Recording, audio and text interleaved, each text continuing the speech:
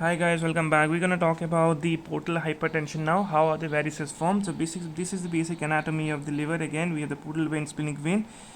We have the liver here, we have the spleen here, we have the superior mesenteric vein here, we have the bowel here. So whatever the blood is coming towards here, it is not able to go to the hepatic vein, so it will form a collateral development. So very important place where the collateral develops is there will be a vein coming out from in junction with the portal vein and this splenic vein. This vein is actually known as left gastric vein, right? So it will form a collateral between the the hemiazygous vein, right? Here the hemiazygous vein is coming and the gastric left gastric vein is going, and it's forming a collateral here. It's forming a varices here. Varices means like tortuous dilated area, right? So it is actually forming in the lower part of the esophagus. So the person will be, if he vomits, then yes, there can be blood coming out in the vomit, right? So this is what you have to remember. Along with this, you have to remember is that another place where the person will be developing varices is from the splenic vein. There will be a vein coming out like this. Now this vein is actually your inferior mesenteric vein. That will become the superior rectal vein. It will become the superior rectal vein, right?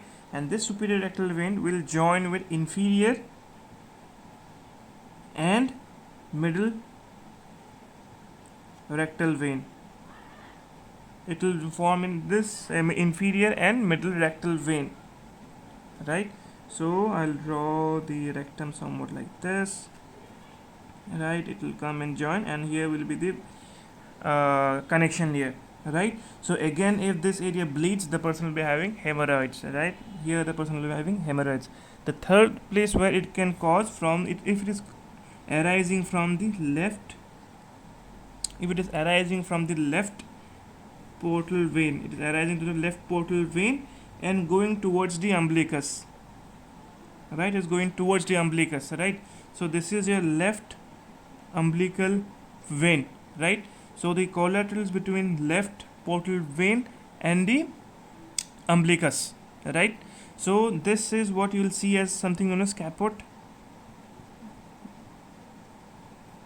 medusa. So if you see the abdomen of the patient in the near around the umbilicus, you will be seeing a lot of tortuous vein like things. So these are the things that you will be able to see in a person who is having portal hypertension. So again, you have to remember, if there is increased blood pressure here, if increased blood pressure is increased in the portal vein, why? Because the blood is not able to go out, right? It's not able to go in the hepatic vein.